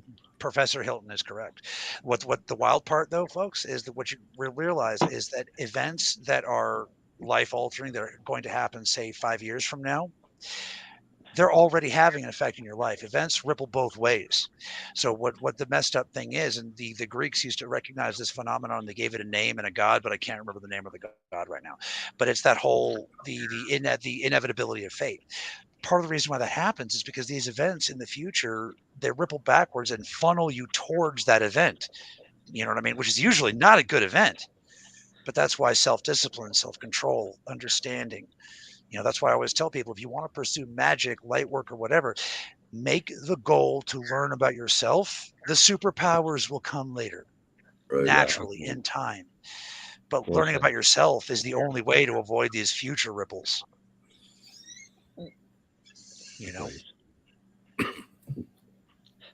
And Mr. Dedrick, we need to do a show together. We've got 15 minutes left, and we've rocked and rolled for an hour and 45 minutes. We've got 15 minutes left of the show. Please feel free to contribute any questions you'd like to ask in the last 15 minutes. Is there a higher consciousness, Karis, today, Lightwing? Yes, and we're all part of it. We say this, but again, on the energetic level, the higher you go into consciousness vibration, the more you realize we literally all are one. We literally are all the same being on the high enough level. The trouble is that on the fifth dimension, which is where everybody is aiming for right now, which is a good thing, on the fifth dimension, there's still some separation. So when you go like one vibrational level up to the fifth, you, me, and Jim Bradley, we're not all the same person on the fifth. But if you get to the 16th and beyond, we are literally the same entity imagining what it would be like to be different people. Yeah, I agree. We are all partisans to the cause, and we serve the greater good. And the greater good is whatever you want it to be. Right. And that's where that's where that blue council entity in the archons went. That's the level where that makes important. There are 9 blue consciousnesses. You guys are part of one. I am part of another, which is literally different, but it's also literally smaller. But there are advantages to being the littlest. For example, Daddy loves me the best. I get the best presents. No, in all seriousness, though, the advantage of being from the smallest, the advantage of being the runt, is that I can get in anywhere. The enemy, there's nowhere the enemy can hide your species that I cannot find you. And that point, once I can find you, our big brothers and sisters can find you too. That's why we keep saying hope is coming. The problem is, on the other side of that equation are the red sphere entities. Now, above this vibration, that's where you get source and things like that, and the true oneness, where even the red and the blue realize they are one. Purple. But for now, for purposes here on this planet, it's all about red consciousness versus blue consciousness. I'm going to switch to the forum now. And the forum is saying this. Calm down from David Wilkes. Beck Birdie says, God is experiencing itself 7 billion times. And have you ever considered that 7 billion people together as a collective consciousness form God's imagination? Have you ever thought about that? Yeah. And furthermore, Donnie Loffrey says, love your show like always, and I learned a lot. Thank you very much indeed. Thank you, Donnie Loffrey, for sharing that with us. I'm a giant asshole, but I still love you guys. I'm learning better, though. Well, that's the best thing. Best way to be is to be honest with yourself, right? And Jeremy Burmeister says, I have a question. I'm hearing that May the 13th, 2025, there will be an event of some kind. Have you got any thoughts on that? May the 13th, 2025. Well, I do have a feeling there is going to be a main event in 2025, but I can't say that it'll be May 13th. Yeah. I'm pretty sure it's going to be on a day that ends in Y, though. Because I'm so psychic. No, in all honesty, a lot of the psychics are saying something very, very similar. Mr. Wilcock recently, I'm actually starting to get his name right finally. Mr. Wilcock was talking about it on a big podcast, and so was Dr. Greer. So I'm starting to get convinced that they're right, but I'm not psychic in that way, so I can't help you. Well, hopefully it will be in May. May the day never come. Yeah. I don't know, man. I'm looking forward to it. At this point, I just want to get it over with. But then again, I guess it's easier for me because I can see past it. I don't have to have faith that a better world is coming. I can see this sumbitch. So it's easy for me, I guess. Yeah, well, usually the only way a new world can be born is out of the rubble of the old. Yes. That's right. And from destruction, creation is born. And from creation, energy is manifested. And what does the prime creative source feed off? Energy. Because energy is the currency of the universe. Yes. The forest prime creative source is energy. Exactly. And Jeremy Burmeister says he believes that May the 13th, 2025, he says, I'm shooting for the 3 days of darkness personally. That's where he's going with that. And I'm going to read this because Corinne Gornu has put so much effort into this comment. So I had a situation where a man in a trench coat reading a Bible on the train in Chicago. Did some telepathy on me because with so many seats available on this train, I sat right next to him, who saved my life from an intruder who came on the next stop.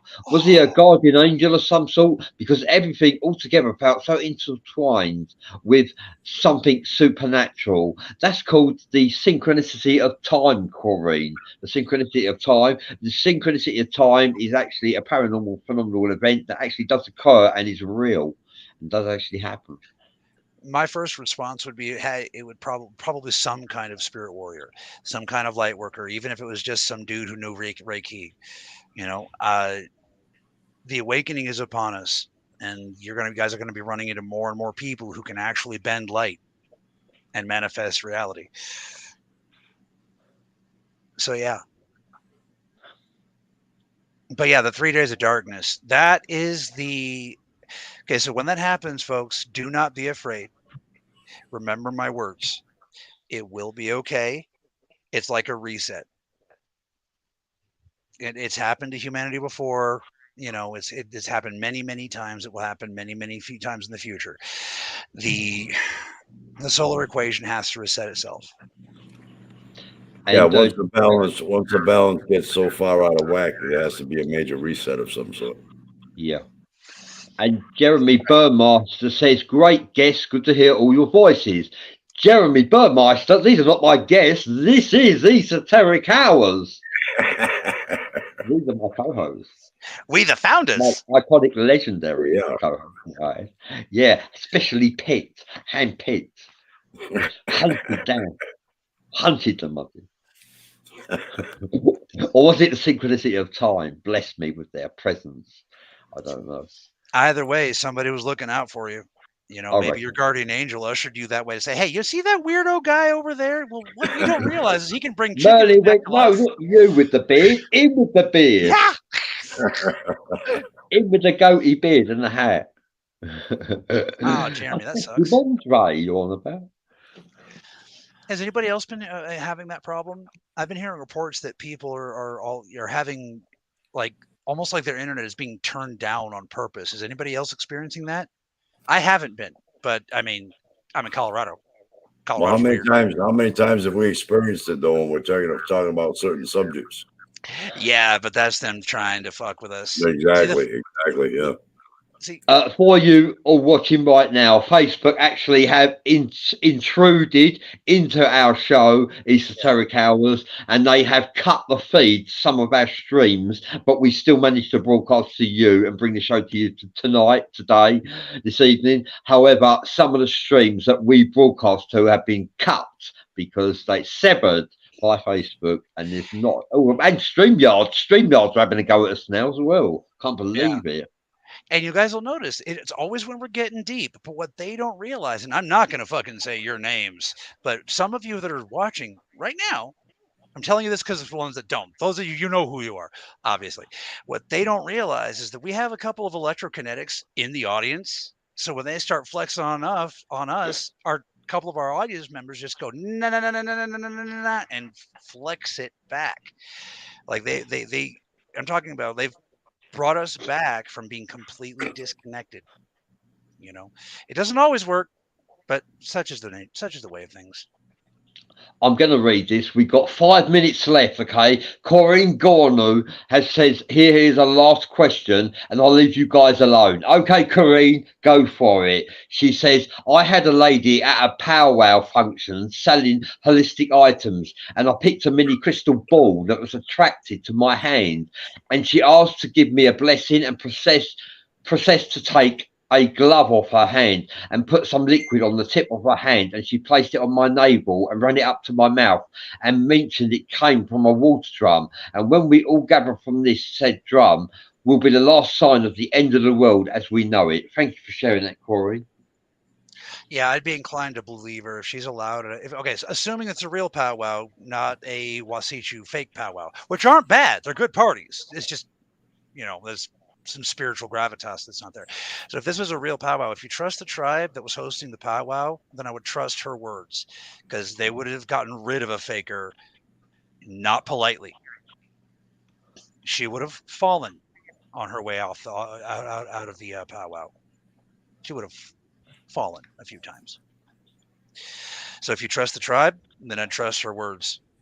And the thing is, a lot of the Native American traditions that are seeing that have visions of an apocalypse time are all agreeing everything in our world is showing the signs.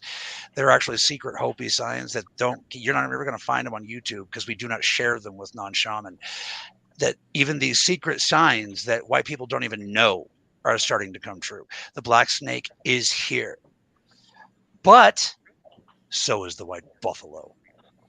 Now, let me ask you guys, look at a lion, look at a buffalo.